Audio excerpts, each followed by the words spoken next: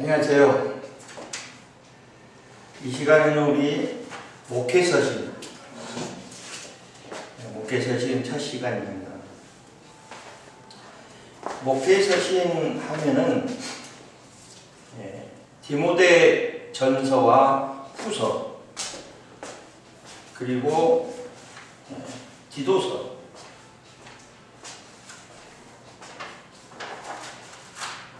전서와 후서, 그 다음에 디도서,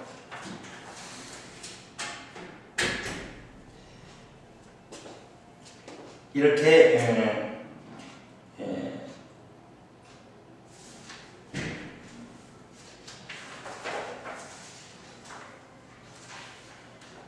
디모데 전서와 후서, 에베소서,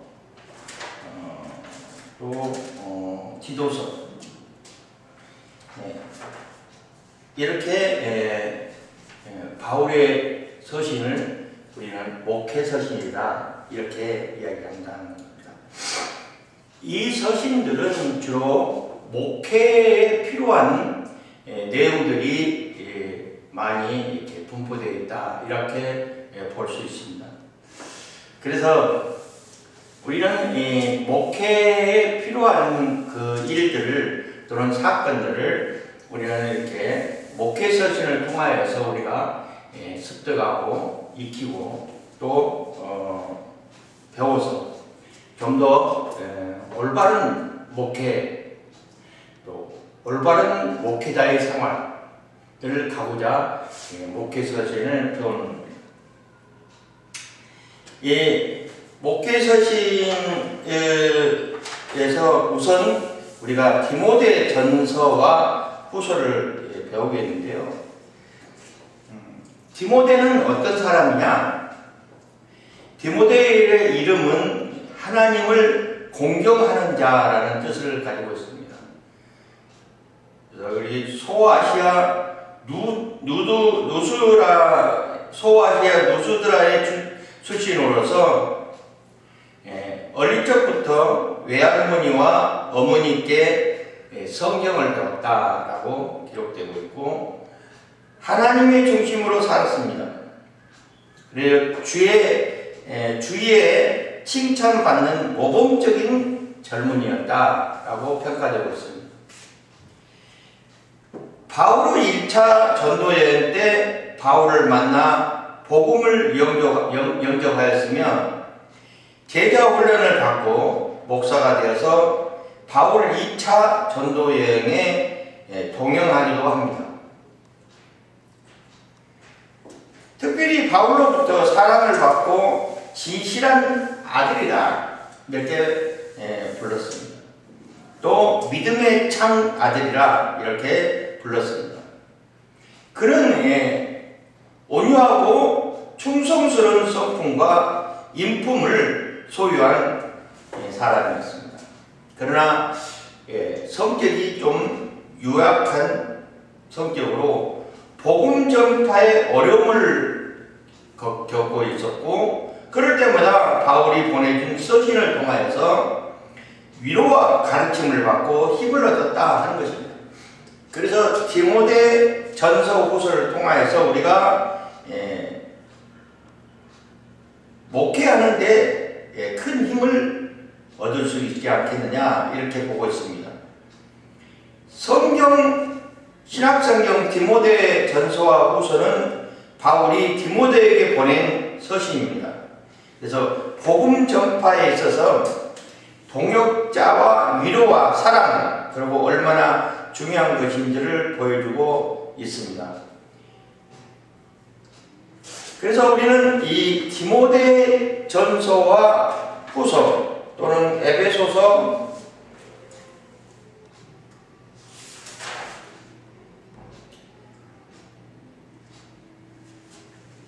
디도서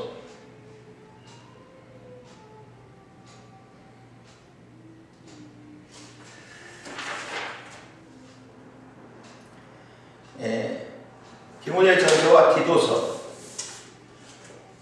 우리 목차를 좀 살펴보면은 제1강은 디모데 전서 그래서 1강부터 시작해갖고 4강까지 있습니다. 그리고 제2강 해가지고 디모데 후서, 그래서 연구 1, 연구 2, 연구 3 해서 있고, 그 다음에 기도서 제3장 3강 해가지고 연구 1, 연구 2 이렇게 짜여져 있습니다. 디모데 전서와 후서를 통하여서 우리가 성경 공부를 하고자 하는 것이 아니고 디모데 전서를 통하여서 우리가 연구를 해보자 하는 것입니다. 그래서 연구 1, 연구 2, 연구 3, 연구 4 그렇게 목차를 삼았습니다.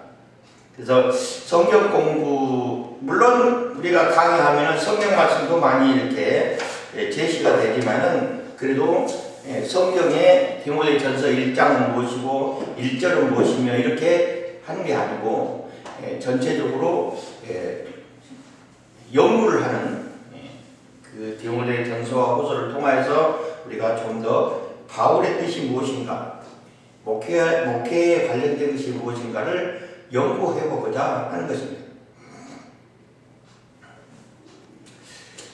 자, 우리 목차를 살펴보면은 제1강의 디모데 전서 서론, 또 기록 연대, 주제와 기록 목적, 특징과 내용 구성, 본서가 주는 의미, 저자에 대한 문제, 기록 배경, 그리고 디모데에 관련된 거 이렇게 할 거고요. 연구 예에 들어가서는 거짓 교리에 대한 경고, 가로 열고는 성경 말씀 내용입니다. 거짓 교리에 대한 경고에서 살펴보고자 합니다. 우리가 지금 신학, 디모데 전서 후서 쓰이고 난 후로 지금 21세기에 접어들어가고 있습니다. 우리는 이때까지 쭉 신앙생활을 해오면서 또는 이때까지 쭉 역사가 흐르면서 교회사에 흐르면서 많은 거짓 교리, 거짓 선지자들, 이단들이 너무나 많이 있었습니다. 물론 그때 시절에도 사도행전 시절에도 이단들이 너무나 많았죠. 지금에 와서는 우리가 이단들을 많이 연구해서 어떤 것이 이단이다 하고 규명이 되어 있지만은 그때 당시에는 그러지 못했어요. 그래서 사람들이 많이 미혹되고 있었다 이렇게 보고 있는 것입니다. 그래서 우리는 이 교리를 정확하게 배우자 하는 것입니다. 정확하게 거짓 교리에 대한 것에 대해서 우리가 경고할 수 있는 충분한 지식이 필요하다 하는 것입니다. 지금에 와서 보면은 우리가 목회할 때 보면은 교리에 대해서 그렇게 목사님들이 이야기하지 않아요. 설교 시간에 교리라는 것은 뭐냐면은 조직신학을 말하는 거예요. 조직신학을 말하는 거예요. 하나님이 누구신가? 예수님이 누구이며 성령님이 누구시고, 물론 비슷하게 가지만은 정확하게 교리가 무엇인가를 이야기를 배워야지, 설교를 통하나 교육을 통해서 배워야지 이단들과 대적 속에서 우리가 살아남을 수 있습니다. 그러나 교리에 대해서 정확하지 못하면은 거짓 선지자에게 끌려가는 꼴밖에 안 돼요. 너무나 안타까운 일들이 많이 있어요. 아주 이단들이 극성을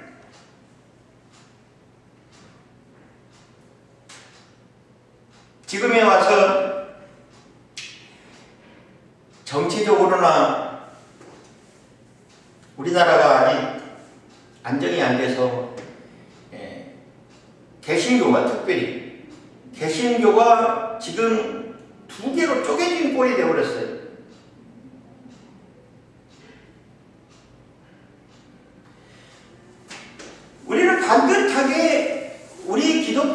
기독교가 반듯하게 세상에 참 진리를 전해야 돼. 복음이 무엇인가를 설명해 줘야 돼. 근데 그러지 못하고 정치적으로나 또 이단적으로 끌려가서 하나님의 복음을 제대로 전하지 못하고 넘어진 경우가 너무나 많아요. 우리는 이렇게 디모데를 통하여서 거짓 교리, 사도 바울이 말하는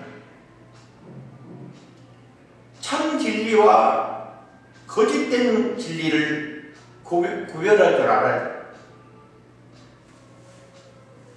복음이 무엇입니까? 복음이 무엇이냐고 물어보면은 복된 소리다 하는 분, 신학생들한테 물어보면은 복음이 무엇입니까? 하면 하나님의 말씀입니다. 물론 맞는 이야기입니다. 복된 소리가 맞는 이야기예요. 성경입니다. 맞는 이야기입니다. 그러나 그 복음에 대한 그 틀을 정확하게 파악해서 알고 있어요. 물론 알고 있지만 정립이 안 된다는 이야기입니다. 우선적으로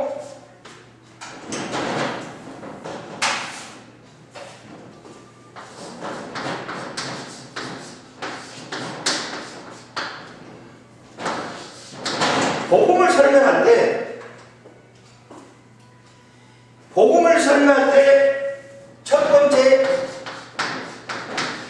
창조를 이야기해요.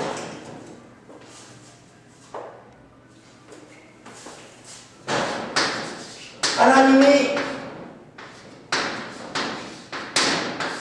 세상을 만드셨다.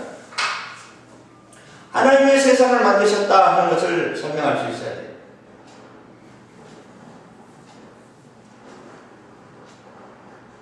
물론 하나님이 만들어주셨다는 것을 설명하는 개신교뿐만 아니라 천주도 있고 뭐 있어요. 예. 그러나 그들이 천주교는 뭐 나중에 마리아를 섬기는 꼴이 되어버려가지고 이상하게 하지만은 우리 개신교를 중점으로 봤을 때 하나님이 세상을 만드셨다. 창조로. 복음에서 창조를 빼면은 하나님이 세상을 만들었다는 그 내용을 빼버리면 이단이 됩니다. 하나님이 세상을 만들었다는 걸 반드시 설명을 할 수 있어야 돼요. 과학적으로도 설명이 되고 있어요. 성경에 보면은 빛이 있으라 그랬어요. 창세기 1장에 보면은 빛이 있으라 그렇게 설명하고 있습니다. 그 빛이 무엇이냐? 지금에 와서 과학자들이 하는 이야기가 그 빛이 빅뱅에 이어지지 않겠느냐? 폭발했다는 이야기입니다. 아무것도 없는데 팍 폭발했어요. 그것이 빛이 있으라는 것입니다. 창세기 1장을 살펴보면은 태초에 하나님이 천지를 창조하시니라. 땅이 혼돈하고 공허하며 흑암의 깊음 위에 있고 하나님의 영은 수면 위에 운행하시니라. 하나님이 이르시되 빛이 있으라 하시니 빛이 있었고 그리고 빛이 하나님의 보시기에 좋았다. 이렇게 설명되고 있습니다. 그래서 그 빛이 성경에 나온 빛이 있으라는 것은 우주가 만들어졌다는 이야기입니다. 아무것도 없는 지금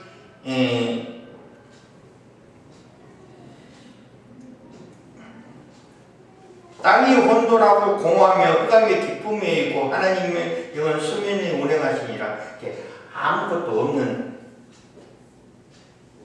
대해서 폭발했다는 이야기.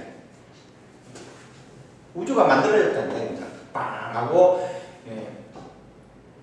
그걸 지금 천문학자나 과학적으로 빅뱅이지 않겠느냐, 이렇게 과학자들은 이야기해요. 성경에 뒷받침이 되고 있는 거죠.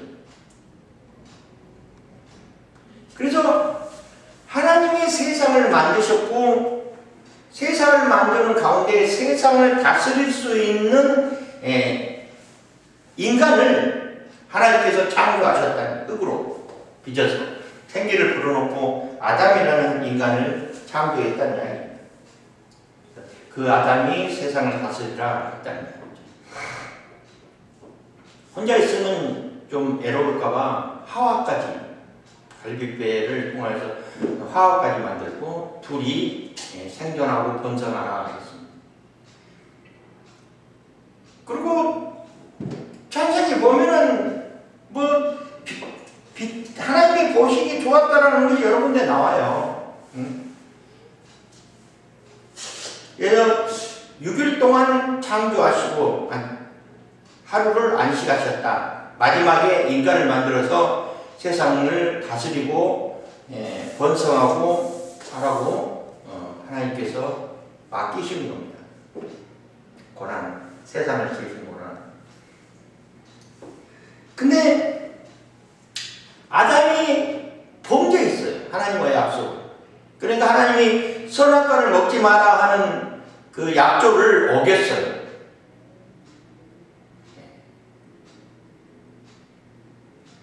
왜 하필이면 선악과를 거기다 심어서 하나님께서 아담과 약조를 했을까? 왜 그랬을까요? 차라리 선악과를 심지 않았으면 범죄하지 않았을 건데. 그러지 않겠어요? 예. 학생들이 물어봐요. 그것도 중학생 정도, 고등학생 정도는 안 그러는데, 중학생은 이게 애들이 질문이 많아. 물어봐요. 왜 하필이면 거기다가 선악과를 심어놓고 아담을 범죄할 수 있게끔 원인 제공을 하나님께서 하셨지 않느냐? 이렇게 물어봐요. 여러분 어떻게 설명하겠습니까? 우선적으로 세상을 만들 때 시기 질투하는 것이 있었어요. 천사장이 하나님이 되보고자 구테타를 일으켜가지고 쫓겨납니다. 그게 계명성이에요. 지금의 우리가 부르는 사탄이 사탄. 계명성이 땅에 떨어졌어요. 땅에 떨어져 갖고 있으면서 하나님이 세상을 만드셔. 어떻게 하면 해방해 볼까 하고 막 노리고 있는 거예요. 근데 아담을 딱 창조하시고 난 후에 아담과 약속을 하는데 선악과를 먹으면 정령 죽으리라 하고 아담과 약속을 해요. 그래 먹지 마라 이렇게 약속을 하는데 사단이 그걸 들었어. 왜 그랬을까요? 왜 그랬을까요? 이 인간은 영이 아닙니다. 인간은 영을 가지고 있는 것이지 영체가 아니에요. 사단은 영체예요. 몸이 없어요. 몸이 육신이 없는 거예요. 그래서 육신을 가지고 있는 자와 영체하고 둘이 싸우면은 우리는 무조건 져요. 왜? 이 목숨이라는 것이 있었기 때문에, 생체를 가지고 있는, 육신을 가지고 있기 때문에 우리는 무조건 져요. 지금에 와서는 예수 그리스도 이름으로 이기는 것이지 우리가 이기는 것이 아니에요. 예수 그리스도 이름으로 이기는 거예요. 영적인 싸움이죠. 그래서 하나님께서 보고 아담이 사단하고 둘이 견주면은 분명히 질 거다. 이렇게 하나님께서 생각하셨어요. 그래서 선악을 알 수 있는 능력을 가지고는 실과, 그러니까 너가 사단한테 꼬여서 나의 언약을 배반하면은 악의 실체를 알게 하기 위해서, 선과 악을 구별할 수 있는 능력이 들어있는 그런 나무를 거기다 심어놓고 먹지 마라. 유혹돼도 절대 먹지 마라. 차라리 선과 악을 구별할 수 있는 능력이 없고 오로지 자연 그대로 섬기는 것만 하면은, 세상을 다스리고 건설하고만 하면은 정 하나님이 보시기에 좋았다는데, 너가 분명히 사단과 대적 속에서 너는 유혹될 것이다 생각하는 거예요. 유혹되면은 악의 실체를 알게 돼야 돼. 내가 무엇 때문에 이렇게 범죄하게 됐는가를 알아야 될 거 아니에요. 그래서 그때까지만 해도 선악을 구별할 수 있는 능력이 가지고 있지 않았는데, 선악을 먹음으로 해서 선악을 구별할 수 있는 능력이 생겼다는 것입니다. 그래서 어를 알게 됐어요. 어를 알게 됐어요. 부정적인 것을 알게 됐다니.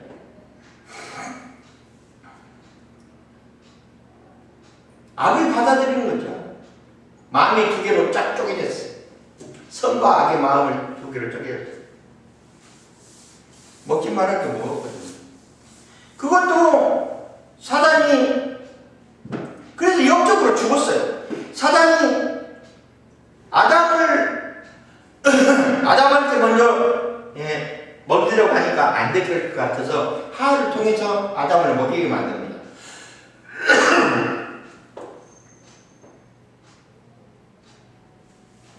그래서 하나님과 언약을 어겼어요. 영이 죽었다는 이야기예요. 영이 죽었어요. 영이 죽었으니 영적으로 반드시 세워져야 되는데, 세워져서 분별력이 생겨야 되는데, 그러면 분별력이, 선과 악을 구별할 수 있는 분별력이 있으면서도 불구하고 영이 죽었으니까 이것이 악인지 이것이 선인지 구별하지 못하고 범죄하였다는 이야기예요. 범죄.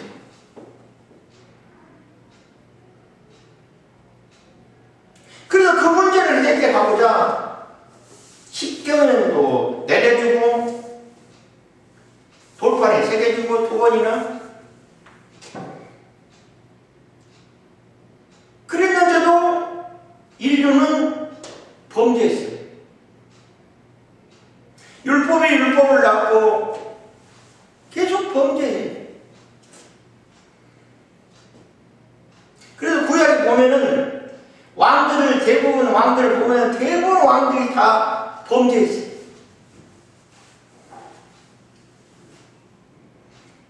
범죄하지 않고 하나님 편에 든 왕들이 몇 명에 불과해요.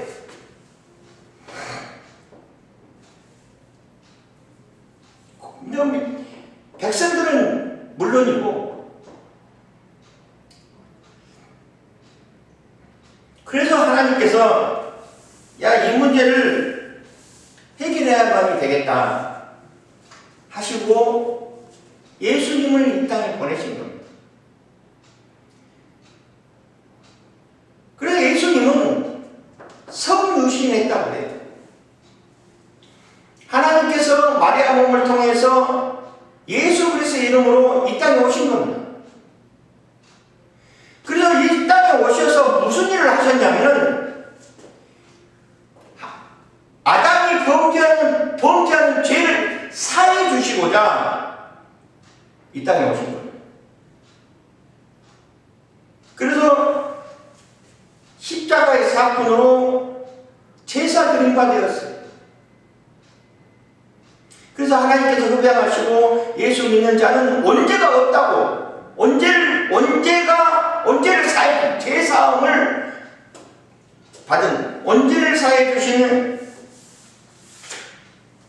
그런 축복으로 예수님이 이 땅을 오셨어요. 사단이 마지막 수초까지 죽음의 문턱까지 데려도 예수님 3일 만에 부활하셔서 사단은 세상을 이기셨어요. 세상을 이겨놓으라 했어요. 그래서 그 사건이 바로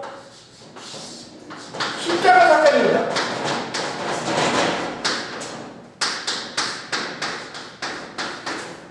여기서 예수 그리스도가 주인공입니다. 부활하셨어요. 이 이야기를 해야 됩니다. 십자가 사건에 대한 이야기를 해야 돼요. 복음에 십자가 사건이 빠지면은 이단입니다. 예수님이 이 땅에 오셔서 아담이 범죄한 범죄를 사해 주시려자 하나님께서 이 땅에 오셔서 십자가 사건을 통하여서 우리는 예수 믿으면 영생한다는 거예요. 영이 죽었는데 영이 살아났다는 이야기예요. 그래서 예수를 믿으면 영이 살아나니까 이제는 안다 이거죠. 그래서 어떻게 해요? 영과 육을 싸우는 우리는 질 수밖에 없는데 이제는 영적으로 반듯하게 살아났으니까 죽었던 영이 세워져서 반듯하게 영적 분별력으로 사단아 물러가라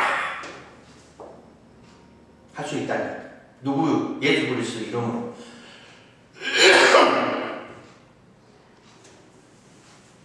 사단을 이길 수 있다는 거예요. 영생할 수 있다는 거예요. 예수 믿으면 영생할 수 있다는 거예요. 신약성경의 가장 중요한 말씀 요한복음 3장 16절이죠.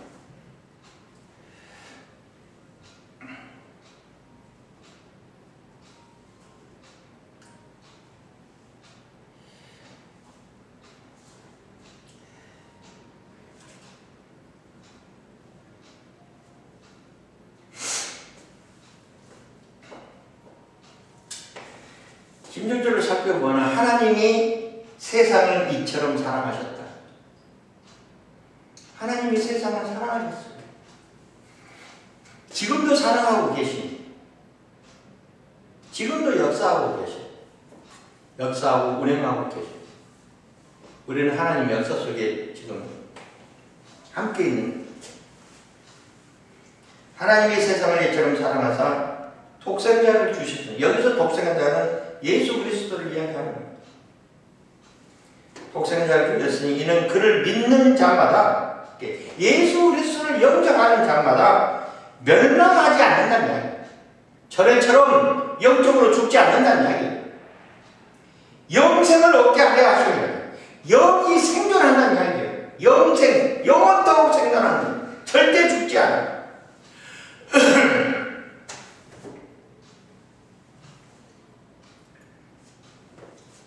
예. 그래서 십자가 사건에 대한 것을 설명을 해요. 세 번째로 재림.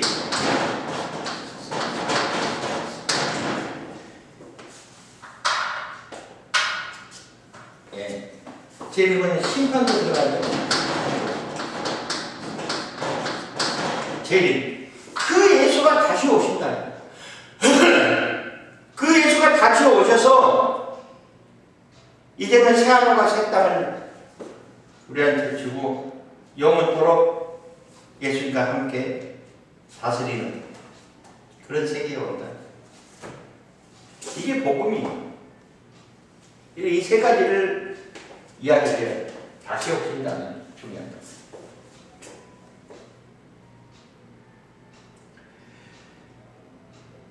그래서 이게 거짓 교리에 대한 경고에서 비추어서 봤을 때는 반듯한 교리가 있어요.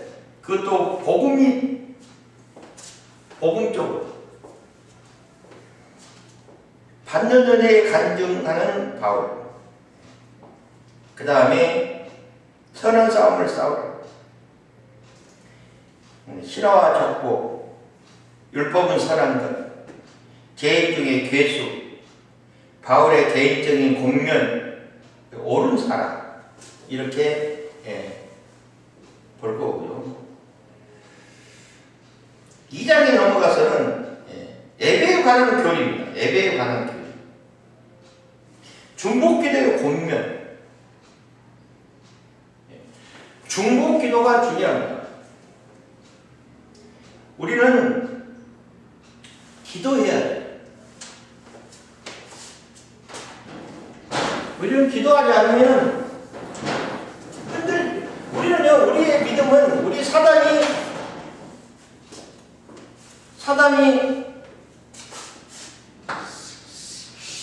이게 나라면은 성부, 성자, 성령 이 나라면은 여기에 꼭지의 끈이 하나님께 매달려 있어야 돼요. 끈이. 그래서 사단이 이렇게 퉁 치면은 우리는요 흔들릴 뿐이에요. 세상의 사람, 지금은 아직까지는 예수님이 이 땅에 오시지 않은 상태이기 때문에 세상 권세가 장악하고 있어요. 세상 권세가 장악하고 있는데, 세상 권세가 장악하는 이 세상에서 우리가 살아가면서 마귀사탄과 대적 속에서 살아야 돼요. 그러면 마귀사탄이 툭 쳐, 우리를. 그러면 우리는 흔들릴 뿐이에요. 다시 돌아와, 다시 원점으로. 이 하나님과 관계성에서 더욱 돈독하게 굵게 짧게 돼 있으면 빨리 돌아오죠.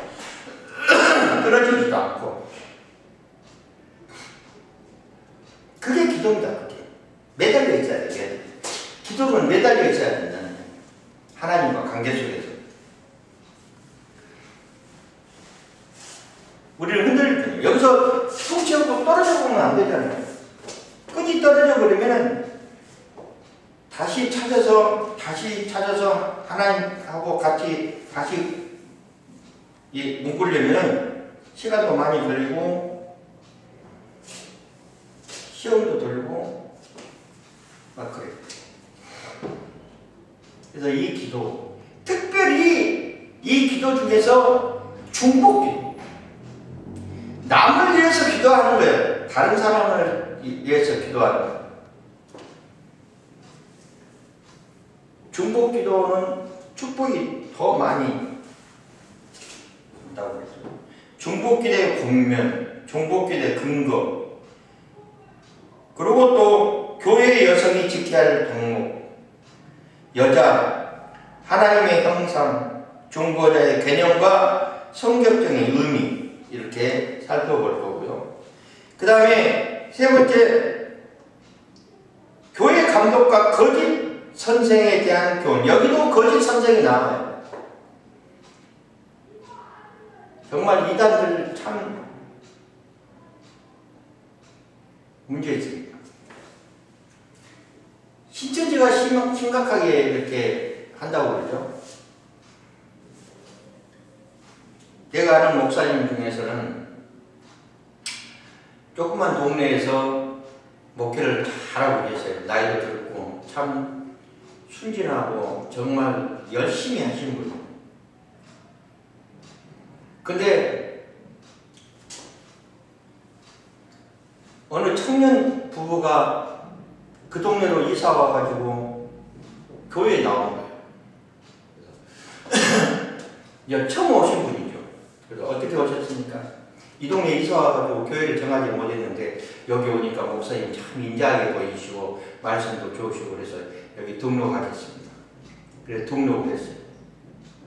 얼마나 열심히 하는지 몰라. 뭐 열심히 해. 그냥 아주 그냥 꽃봉사도 하고 열심히 하는 거예요. 그냥 청소도 열심히 하고. 그래서 그 목사님이 야 좋은 일꾼이 돌았다. 우리 교회 진짜 참 일꾼이 돌았구나 하고 참 기뻐했어요. 그러고 이제 얼마 있으니까 또 한 가정을 전도해 왔어. 그래서 새 신자가 와가지고 얼마 안 있어도 전도까지 했으니 얼마나 목사님이 이뻐했겠어요.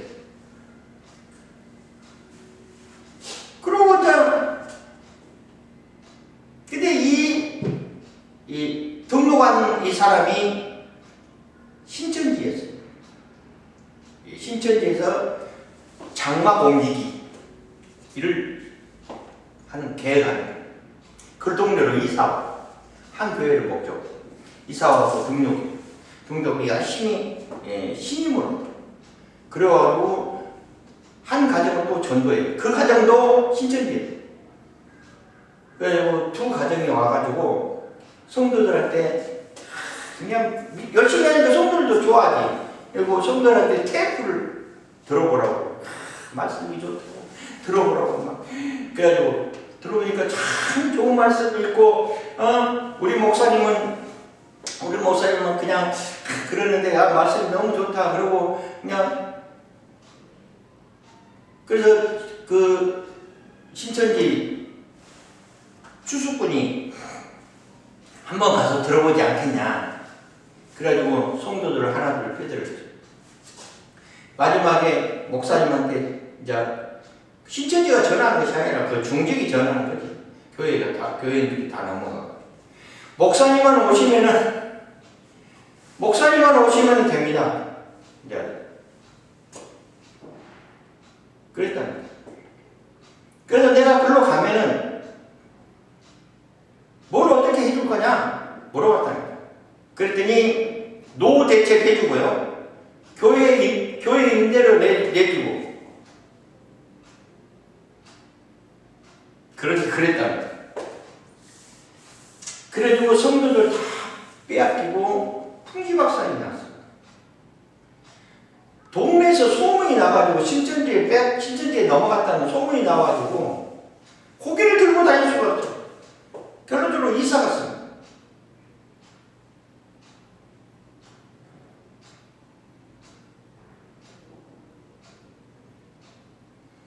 그런 일들이 있어요. 내가 영등포 거기 모신학에 강의할 때 그 학생회장 참 준수하게 생겼어요. 잘 배워가지고 목회하면 참 좋겠다. 난 목회하려고 뭐 신학을 다닌 거니까. 근데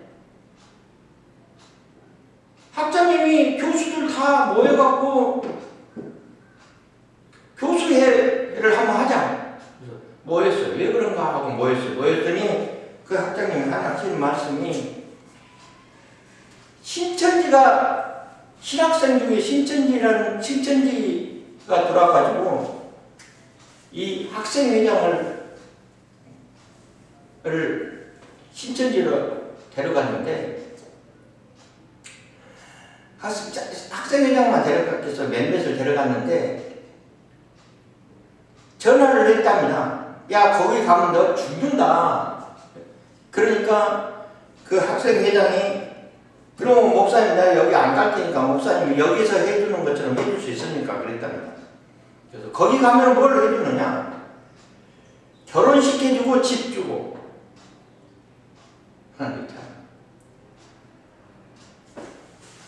그렇게 갔어요. 그래서 학교에서 난리가 난 거예요. 그래도 교수님들 가지고 지금 강의하는 강의하는 과목 전부 내려놓고 신천지에 대해서 밝혀라. 그래가지고 한 학기를 신천지 강의한 적이 있었어요. 신천지 관련된 거죠.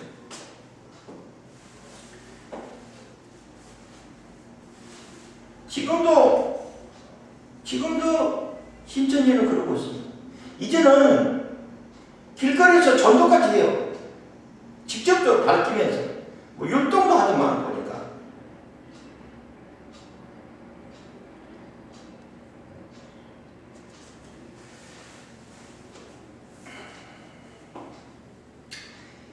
참 이래서 교회 감독과 거짓 선생에 대한 교훈 3장입니다. 3장과 4장. 교회 직분자들의 자격, 본서신에 기록된 목적, 거짓 선생에 대한 경계, 그 다음에 마가도냐, 이단의 특성과 교훈, 참 이대로는 그 다음에 금욕주의, 이단의 특성과 교훈.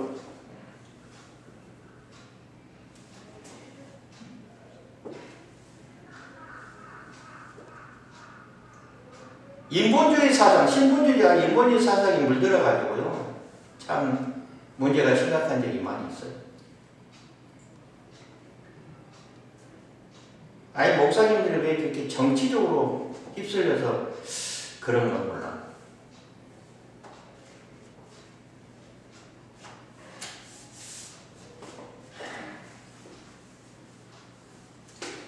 하나님 말씀을 증거할 시간도 모자랄 판에 무슨 일인지 모르겠어요.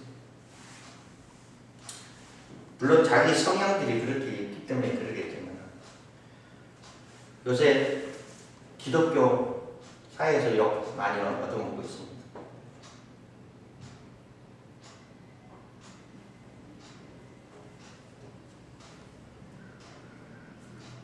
우파 좌파를 나눠가지고 매도하고 왜 그러는 거야? 연구사, 훈계와 튀김, 그 다음에 각 성도들에 대한 목회자의 태도, 이게 정말 중요합니다. 목회자의 태도. 대부분 목사님들이 보면은 눈높이를 너무 많이 올려서 목회하려고 해요.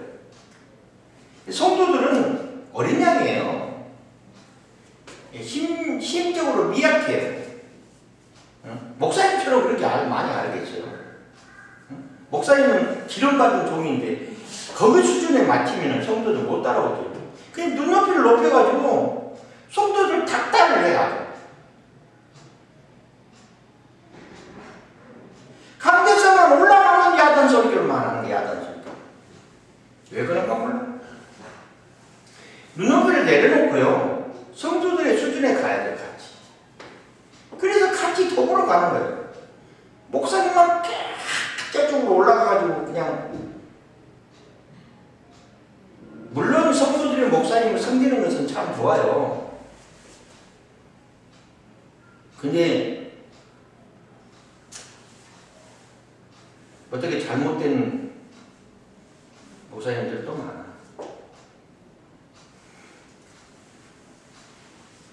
목회자의 태도가 중요합니다. 눈높이를 낮춰놓고 성도들과 같이 더불어 가야 돼. 목사님은 목회자예요. 목회자. 양을 치는 목자입니다. 어떻게 보면은 우리 성도들의 신분을 끊이랑 마찬가지예요.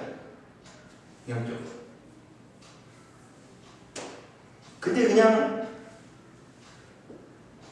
신분 상승하는 것처럼 그렇게 생각하고 살아가시는 분들이 많아. 물론 섬기는 것도 좋아요. 섬기는 것들을 가르치는 것도 좋지만 너무 과하게 하는 목사님들도 많아. 그리고 종과 경건한 목자의 도리 중요하죠. 디모데에 향한 바울의 마지막 권면, 교회의 본질. 교회에서 문제가 생기는 일은요, 교회에서 끝내. 교회에서 문제가 생기는 일을 세상으로 밖으로 가지고 가면 안 돼요. 교회에서 있는 일은 교회에서 끝내야 돼요. 근데 교회에서 있는 일을 세상으로 갖고 와가지고 무슨 재판을 하니, 고소를 하니, 난리를 피고, 그러면 안 돼요. 그거 참 잘해야 돼요. 그리고 종의 바른 자세. 여기서 종은 목회자만 말하는 것이 아니라 섬기는 자를 말하는 거예요. 즉 말해서 주의 종뿐만 아니라 믿음의 자녀들을 말하는 거예요. 믿음의 자녀까지도. 우리가 예수 믿고 구원받고 예수님의 자녀가 예수님의 제자가 되는 거잖아요. 제자는 종인 거죠. 우리 똑같아요. 다. 뭐 목살에서 특별한 것이 아니야. 그 자세가 중요해요. 어떤 마인드로 세상을 살아가느냐, 이게 중요해요.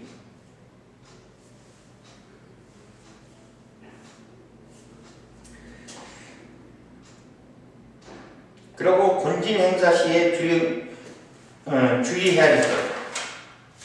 이게 이제 전서에 나오는 내용이고요. 후서에는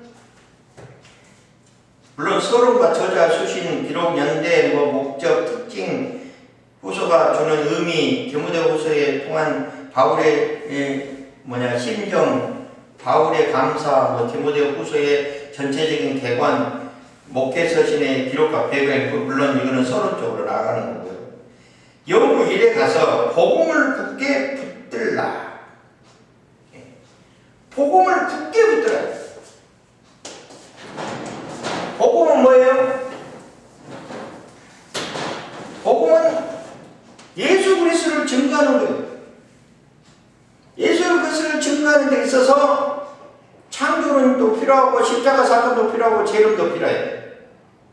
거기서 하나라도 빠지면 안 돼요. 그래서 그 복음을 증거하는 데 있어서 고난과 함께 받으라 하는 거죠. 세상 권세가 장악한 이때 복음이 증거하는 데 있어서 고난이 없겠어요? 고난은 우리가 영적으로 반듯하게 세워졌고 영적 분별력으로 믿음으로 굳건하게 섰으니까 분별할 수 있어야 돼요. 이것은 하나님의 뜻이다. 이건 악한 세력이다 하는 걸 분별할 수 있는 능력이 생긴 거예요. 왜? 예수 믿었으니까 영적으로 회복됐거든요. 그러면 분별력이 강해져갖고 이제 분별할 수 있어요. 가장 먼저 예수 믿고 가장 먼저 오는 은사가 바로 분별력이에요. 분별을 먼저 해야 돼. 이게 하나님의 뜻인지 이거는 만사자의 역사인지를 분별할 수 있어야 돼요. 그래서 그 분별력으로 선은 하나님께 영광이고 악은 예수 그리스도 이름으로 물러가라 해야 된다는 거예요. 그렇게 해서 전진해 나가야 돼요. 그런 강력한 힘을 그 강력한 분별력을 소유해야 돼요. 그게 가장 큰 은사예요. 분별할 줄 몰라가지고 이것이 사탄인지 역사인지 이것이 하나님의 뜻인지 몰라가지고 뭐 갈팡질팡 그렇게 하면은 신앙 믿음 생활이 발전하지 않아요. 영적으로 회복됐으니까 반듯하게 서야 돼요. 서서 한 발자국을 한 발자국을 나아갈 때마다 기도로 무장하고 선은 하나님께 영광이고 악은 예수 그리스도 이름으로 물러가라 하고 나아가요. 그게 우리가 예수 믿는 자의 가장 큰 고난이고 가장 큰 축복이고 가장 큰 은사예요. 그러지 못하면 넘어집니다. 예수 그리스도 이름으로 물러간다는 것이 속에 이 검이 예수 그리스도 이름으로 물러가라 하는 이 강력한 힘이 항상 가지고 있어야 돼요. 그래야 만사자에 든다지 않아요. 이런 고난을 가지고 있다고 흐리멍텅 안 됩니다. 자신 있게 나가야 돼요. 자신 있게. 자신 있게 나가는 것이 중요한 거예요. 그 다음에 오네시모로에 대한 바울의 감사, 하나님의 복음, 구원의 특성, 구원의 원칙, 구원의 근거. 구원이라는 것이 뭐예요? 예수 믿었다는 거예요. 구원을 받았다 하는 것보다 구원을 이루는 거예요. 구원에 이르게끔 계속적으로 신앙생활을 해야 돼요. 그러고 난 다음에 확신을 갖고 내가 진정으로 구원받았구나 하는 것을 듣게 해야 돼요. 근데 확신이 없고 그러면 구원받았다는 확신이 없으면 안 되잖아요. 구원받았다는 확신을 가질 수 있게끔 열심히 노력을 해야 됩니다. 그래야만이 사탄과 대적소리가 승리하고 나는 진정으로 하나님의 백성이며 구원받았다는 것을 느껴야 돼요. 그렇게 고백을 해야 돼요. 구원에 이루게끔 열심히 해야 돼요. 물론 예수 믿으면 구원받는 거죠. 과정도 중요하다. 과정도. 영국이 복음 전파자의 모습, 복음 전파자의 가격과 자세, 복음 전파자의 사명을 다 전도가 안 된다고 그래요.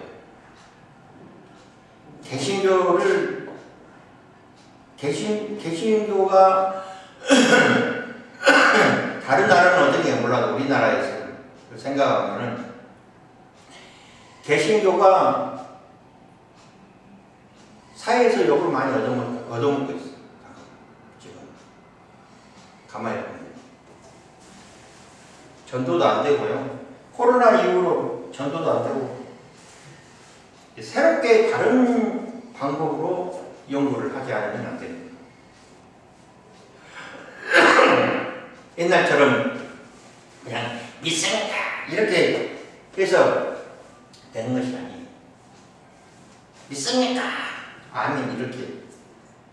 옛날 한참 은사가 있었을 때 부흥 시절 때는 정말 그랬어요. 놀라운 역사가 일어났어요. 지금은 그런다 해서 아멘 하지 않는 것 같아요. 성도들. 확실한 근거를 제시하지 않으면 믿지를 않습니다. 확실한 뭔가를 제시하지 않으면 따르지 않습니다. 물론 안 그런 성도들도 있죠. 그런데 대부분이 그렇다니까요. 정말 이상하게 흘러가고 있는 것 같아요. 참목자. 목회는 무릎으로 목회한다는 말도 있듯이 참목자. 그러니까 복음이 전파되고 교회를 운영하는 그런 것을 우리가 연구해야 해요. 오네시보로 신화 멸류관 연구 3 복음의 보호 말세에 나타난 제약사 참 이런 걸 연구해야 됩니다. 배우고 확실한 일을 가하라. 영감으로 된 말씀의 혈성 거짓 교사입니다. 교사도 나타났습니다. 거짓 교사들의 본보기 안내와 안부례 말세와 특징과 성도의 자세 디모데 3장 16절에 후서 16절의 해석과 두 가지 문제 이렇게 해서 디모데 후서를 마칠 겁니다. 지도서로 가서는요, 물론 저자와 수신조 쭉 있죠. 연구 1에 보면은 목회 사역에 대한 권면, 장로 임명에 대한 지침, 거짓 교사들에 대한 공부, 거짓 교사들에 대한 말이 제일 많이 나와요. 성도들을 위한 바울의 교훈, 장로 의미, 장로의 자격, 이런 게 중요하죠. 그 다음에 연구 2에 보면 성도의 사생활, 그리스도인의 의무가 무엇인가를 살펴볼 겁니다. 세상에 대한 그리스도인의 태도, 열매를 맺는 아름다운 성도의 교제, 기도, 이단들, 그레데, 아데마 이렇게 디도서를 할 겁니다. 목차를 살펴봤습니다. 디모데전서 본문 해설만 하고 마치겠습니다. 디모데전서에 바울이 1차 전도 여행 중에 만났던 디모데는 2차 여행 때 바울의 조력자로 일했다. 바울이 로마 여행 때에는 바울의 조력자로 일했다. 누가? 디모데가. 바울이 로마의 구속 상태에서 풀려난 이후 에베소를 방문했을 때 그곳 교회들을 감독하도록 디모데를 에베소에 남겨두었다.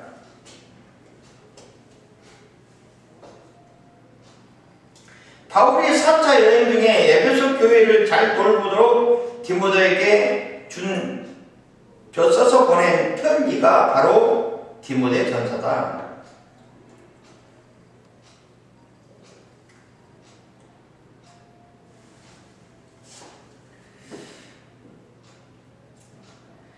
하나님은 유일하시며 초월적인 신으로 오직 한 분이신 경배의 대상이다. 그러므로 이단 사상을 배격하고 교인들의 신앙을 올바른 길로 제시하며 목회적 교훈을 바울이 디모데에게 조언을 했다. 이겁니다. 하나님께서 인류 구원의 전 과정을 통과하고 계시며 또한 심판주가 되신다.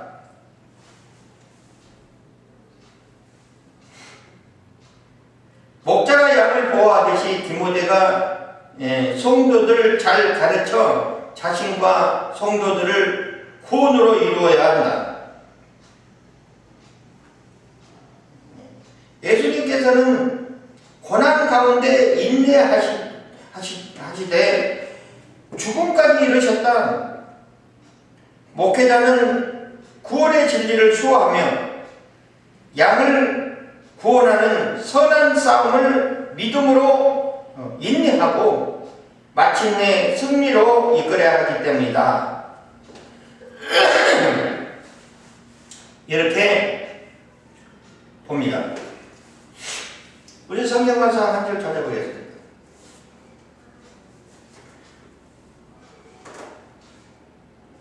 고린도전서 4장 가겠습니다. 4장. 고린도전서 4장 보니까 4장 1절에서 2절에 있는 말씀을 보겠습니다. 사람이 마땅히 우리를 그리스도 일꾼이요. 여기서 사람은 고린도에 있는 사람들을 말하는 거예요. 세상 사람들이 우리를 어떻게 보느냐? 마땅히, 당연히 그리스도 일꾼이라고 마땅히 이야기해요. 당연히, 마땅히 세상 사람 우리를. 지금은 어떻습니까? 지금은 세상 사람들이 당연히 마땅히 우리를 그리스도 일꾼이라고 봅니까?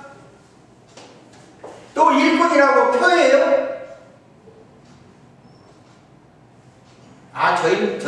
저 사람들은 교인이야. 이렇게 보지. 저 사람들은 정말 그리스도 일꾼이야. 이렇게 봅니까?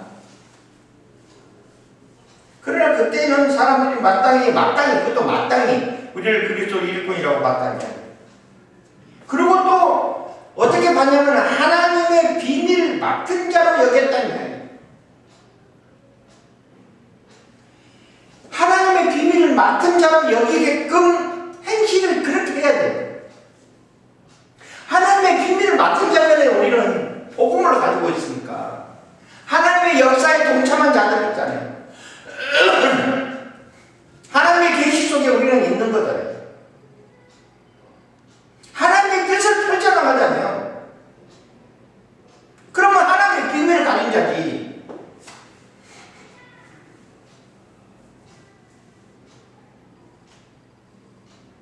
그리고 그 맡은 자에게 구할 것은 뭐라고 했어요? 충성이라고 했어요. 충성이라는 것은 그냥 섬기는 것이 아니에요. 충성이라는 단어의 뜻은 내 목숨을 다하는 거예요. 내 목숨을 다해서 충성스럽게 가는 거예요. 그것을 구해야 돼요. 우리가 인간의 몸으로서, 인간의 힘으로서는 충성스럽게 갈 만큼 그렇게 완벽하지 못해.